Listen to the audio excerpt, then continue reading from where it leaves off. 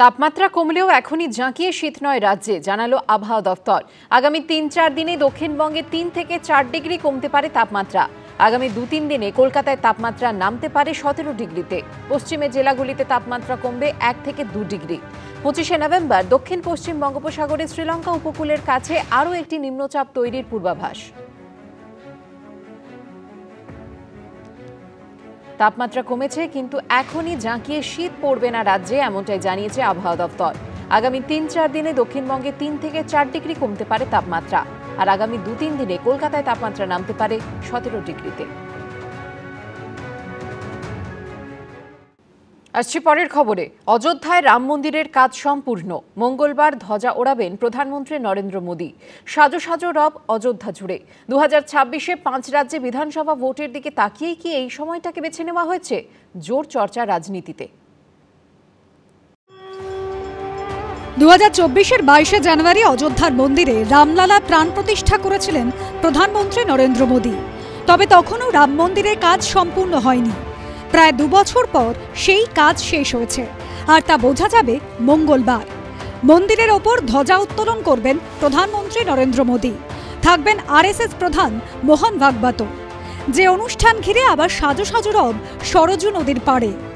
মন্দিরের একতলায় থাকবে রামলালার মূর্তি, দোতলায় রাম দরবার। ধ্বজা উত্তোলন ঘিরে পুজো পাঠ শুরু হয়ে গিয়েছে বৃহস্পতিবার থেকে। প্রাণ প্রতিষ্ঠার পরে আজ অবধি মন্দিরে নতুন কি হয়েছে? এই মন্দিরটি নাগর শৈলী রীতিতে তৈরি, আমরা জানি। এখানে প্রকোটা তৈরি করা হয়েছে, অর্থাৎ এটা একটা দক্ষিণ ভারতীয় রীতি।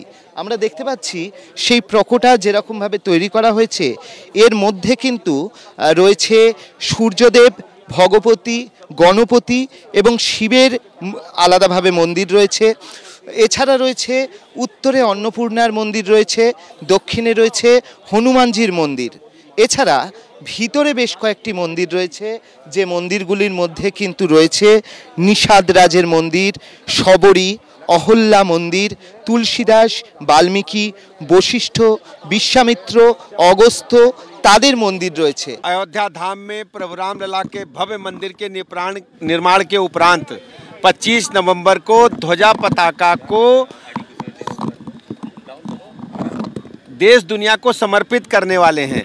और ये धर्म ध्वजा पूरी दुनिया में सनातन धर्म के सर्वोच्च शिखर पर फहराने का प्रतीक होगी और ऊर्जा का केंद्र बनेगी। 161 ফুটের রাম মন্দিরের চূড়ায় বসবে ধ্বজা। সেটি লম্বায় 22 ফুট, চওড়ায় 11 ফুট।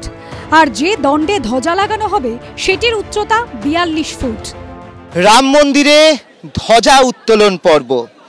রাম মন্দির অযোধ্যায় সেটা সম্পূর্ণ হয়েছে এবং সেই কারণেই 25শে নভেম্বর তার মাথায় ধ্বজা উত্তোলন করা হবে।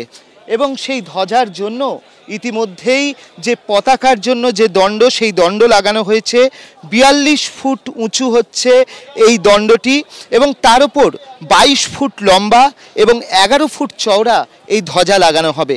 এবং যেরকমটা জানা যাচ্ছে যে এই ধ্বজায় যেরকমভাবে সূর্যের প্রতীক থাকছে, সেই সঙ্গে কাঞ্চন গাছের ছবি থাকছে, এছাড়া ওঙ্কার চিহ্ন থাকছে। একদিকে যেমন কড়া নিরাপত্তায় মুড়ে ফেলা হয়েছে অযোধ্যা রাম মন্দির চত্বর, তেমনি ফুল দিয়ে সাজানো হয়েছে চারপাশ। তাৎপর্যপূর্ণ বিষয় হলো এই ফুলের অধিকাংশই গেছে কলকাতা থেকে। तो काफ़ी फूल लग चुका है यहाँ पर मंदिर सजाने के लिए। काफ़ी फूल है, हमारा तीन जगह काम लगा है। जी सर। कहाँ से फूल? कलकत्ता से फूल आया है सर। कोलकाता बेंगलोर से आया था। कलकत्ता से कौन सा फूल आया? जरबेरा आया, कार्नेशन आया, थोरियम आया और गेंदा आया है।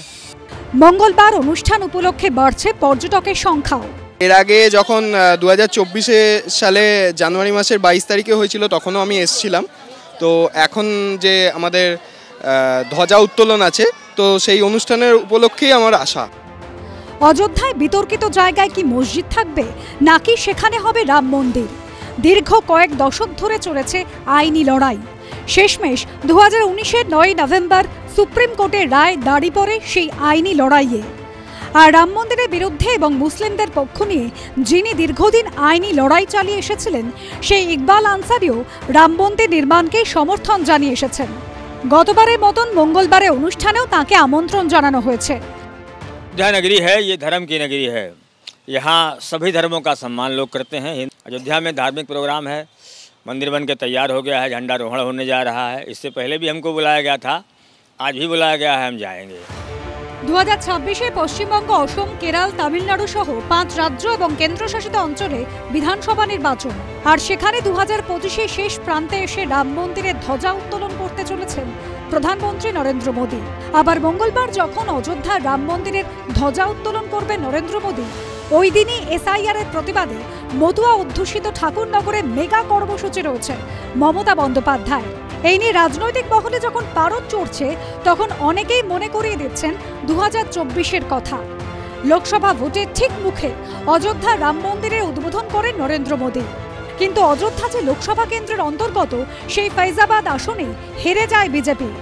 অযোধ্যায় গতবার মন্দির নিয়ে, রাম মন্দির নিয়ে নরেন্দ্র মোদীজি যা যা করেছিলেন, দেশব্যাপী ধর্মীয় আচার পালন নিয়েও আপত্তি ছিল। আর নির্বাচনে দেখা গেছে অযোধ্যার ওই লোকসভা কেন্দ্রটি ফৈজাবাদ, সেখানে বিজেপি হেরে গেছে। তো সুতরাং মন্দির নিয়ে পলিটিক্স করতে গেলে সেটা মানুষ সবসময় সমর্থন করবেন, এটা ভাবার কোনো কারণ নেই। বিজেপি মসজিদ ভেঙে মন্দির, তারপর প্রাণ প্রতিষ্ঠা, এখন কি ধ্বজ না কি একটা প্রতিষ্ঠা করবে আবার। তৃণমূল তারা তাদের মতন করে কোথায় জগন্নাথের মন্দির, কোথায় অন্য কোনো মন্দির, দুজনেই মন্দিরে লেগে পড়েছে। আবার তৃণমূলের নেতা তিনি লেগে পড়েছেন বাবরি মসজিদ করবেন। এটা মন্দির আর মসজিদের খেলা। রাজনীতি মানুষের জন্য, শিক্ষা, কাজ ইত্যাদি সেখানে সরে গেল, এর চেয়ে দুর্ভাগ্য কিছু হয়। বিরোধীদের এই কটাক্ষে গুরুত্ব দিতে নারাজ বিজেপি। অযোধ্যার রাম মন্দিরের নির্মাণ, রাম মন্দিরের ধ্বজোত্তোলন এগুলোর সঙ্গে কোনো সম্পর্ক নেই। সেই কারণে আমরা মনে করি যে রাম মন্দির এটা আমাদের শ্রদ্ধা আস্থার বিষয়। সারা দেশকে এক শ্রদ্ধা ভক্তির স্রোতে বেঁধে নিয়েছেন ভারতের বিভিন্ন যে মুনি ঋষি, তারা অতএব তাদেরই উৎসাহিত করছেন প্রধানমন্ত্রী নরেন্দ্র মোদী। অতএব এর সাথে ভোটের কোনো বিষয় আছে বলে আমরা কখনো মনে করিনি, আজও মনে করছি না। সব মিলিয়ে এখন সব নজর ফের একবার অযোধ্যার উপর। অর্ণব মুখোপাধ্যায়, অনির্বাণ বিশ্বাস ও রঞ্জিত সাউয়ের রিপোর্ট, এবিপি আনন্দ। এবিপি আনন্দ, এগিয়ে থাকে, এগিয়ে রাখে।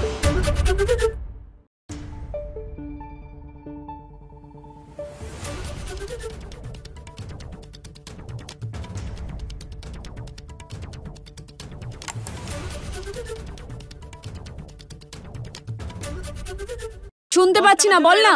আরে 10 টাকাটা ব্যাপার নয়, আজকে 40 টাকা দিচ্ছি, কারণ 40 টাকা। বাংলা গলাবাজি চায় না, বাংলা খবর চায়। বাংলা খবর, বাংলার খবর।